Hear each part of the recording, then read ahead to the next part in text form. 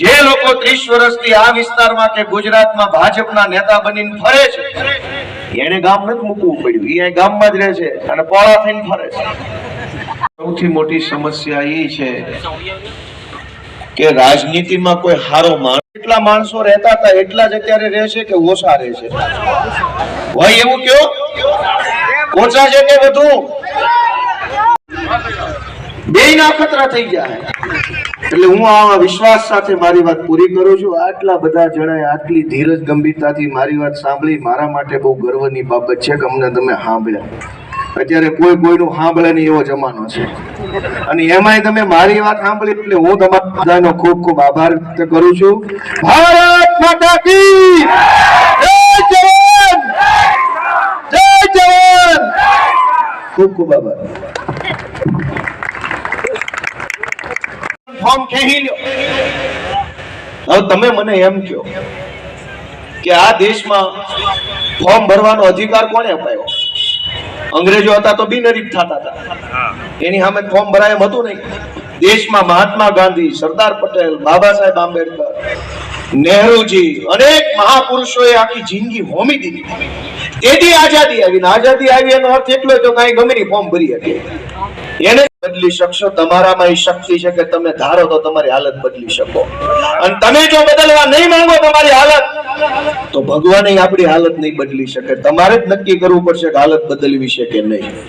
અને તમારે તમારી હાલત બદલવી હોય તો અમે તમારા છોકરા બનીને આવ્યા છે, માંગવા માટે આવ્યા છે કે અમને આશીર્વાદ આપો. અને છતાંય વિકાસ વિકાસ વિકાસ. ભાઈ સાહેબ જીવવા દો ને તોય હવે અમે તો તમારા આભારી રહેવું. શાંતિ જીવવા દો, રોજ ઉઠીને વિકાસ.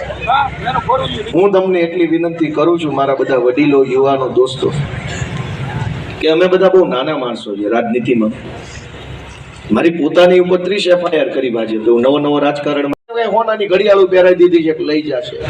ગુમાવાની છે આપણી લાચારી, ગુમાવાની છે ગરીબી, ગુમાવાની છે ચિંતા, ગુમાવાની છે પીડા, અને મેળવવાની છે હિંમત, મેળવવાની છે આશા, મેળવવાનો છે ભરોસો, મેળવવાનો છે વિશ્વાસ. અને એટલે હું વિનંતી કરું છું કે દબાવવાનું છે બધાય ઝાડુ, બધા કાળજા વાળો માણસ જોઈએ કે જે ડરે નહીં, જે લલચાય નહીં, પાછું પગલું ભરે નહીં.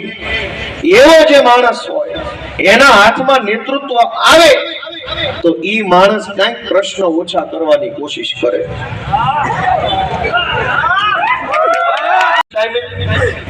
આ બધાને દબાવવા ધમકાવવાની કોશિશ કરીએ છીએ.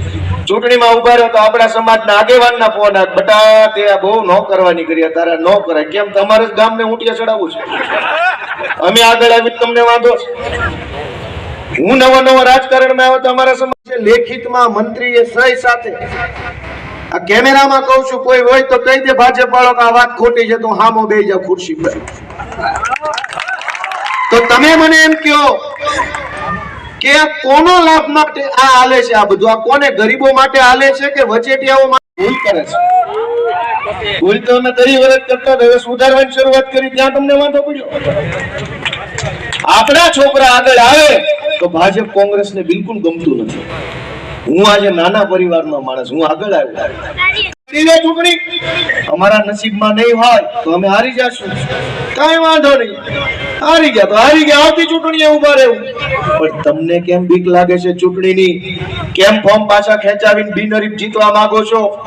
લોકોનો મત આપવાનો અધિકાર કેમ છીનવવા માંગો છો? એટલે નેતાની પોતાની કાયમની કમાણી ચાલુ થઈ ગઈ.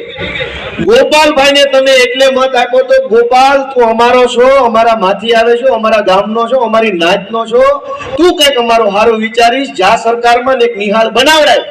ગોપાલ ગયો સરકારમાં, ઘરની ખોલીને આવી.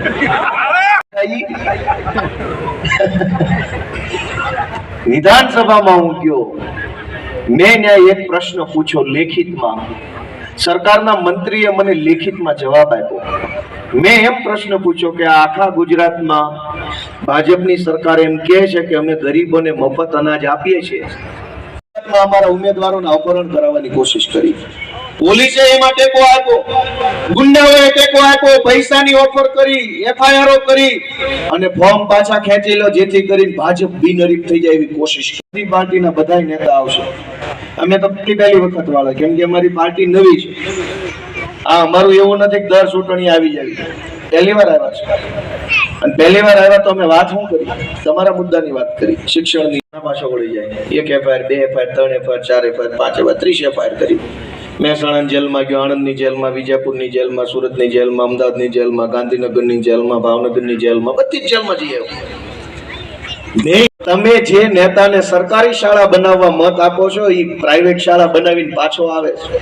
જેને તમે સરકારી દવાખાના બનાવવા મત આપો છો એ ઘરના દવાખાના ખોલીને પાછો આવે છે. તમે જેને સરકારી બસો ચાલુ કરાવવા મત આપો છો એ પ્રાઇવેટ વોલ્વો મૂકી દે છે.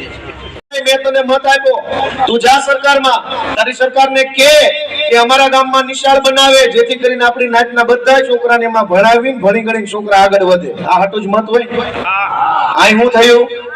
મત આપણે આપ્યો, ઈ સરકારમાં ગયા, ત્યાંથી એની પોતાની શાળા. કેટલા માણસો રહેતા હતા એટલા જ અત્યારે રહેશે કે ઓછા રહેશે? હોય એવું કયો? ઓછા છે કે વધુ? સૌથી મોટી સમસ્યા એ છે કે રાજનીતિમાં કોઈ હારો માણસ, જે લોકો 30 વર્ષથી આ વિસ્તારમાં કે ગુજરાતમાં ભાજપના નેતા બનીને ફરે છે એને ગામ નથી મૂકવું પડ્યું. એ ગામમાં જ રહે છે અને પોળા થઈને ફરે છે. કેસો કરો છો, ખોટી કલમો પાડો છો અને જેલમાં પૂરવાના તમે ધંધા કરો છો એ બંધ કરી દેજો.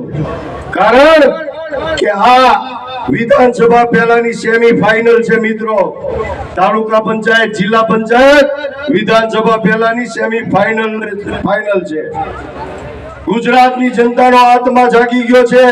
ગુજરાતની જનતાએ મન બનાવી લીધું છે કે બસ હવે તો આખા ગુજરાતમાં હાવડો ફેરવી દેવો છે મિત્રો.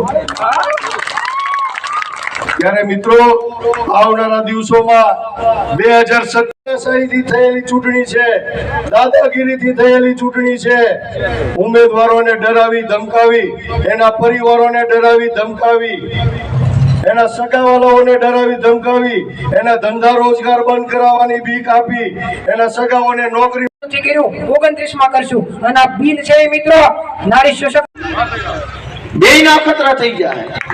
એટલે હું આ વિશ્વાસ સાથે મારી વાત પૂરી કરું છું. આટલા બધા જણાએ આટલી ધીરજ ગંભીરતાથી મારી વાત સાંભળી, મારા માટે બહુ ગર્વની બાબત છે કે અમને તમે સાંભળ્યા. અત્યારે કોઈ કોઈનું સાંભળે નહીં એવો જમાનો છે અને એમાંય તમે મારી વાત સાંભળી એટલે હું તમારા બધાનો ખૂબ ખૂબ આભાર વ્યક્ત કરું છું. ભારત માતા કી જય! જવાન જય! જવાન! ખૂબ ખૂબ આભાર. ફોર્મ ખેંચી લ્યો. હવે તમે મને એમ કહો કે આ દેશમાં ફોર્મ ભરવાનો અધિકાર કોને અપાયો? અંગ્રેજો હતા તો બિનહરીફ થતા હતા, એની સામે ફોર્મ ભરાય એમ હતું નહીં. દેશમાં મહાત્મા ગાંધી, સરદાર પટેલ, બાબા સાહેબ આંબેડકર, નહેરુજી, અનેક મહાપુરુષોએ આખી જિંદગી હોમી દીધી. તેથી આઝાદી આવી. આઝાદી આવી એનો અર્થ એટલો તો કઈ ગમે ફોર્મ ભરી શકે. એને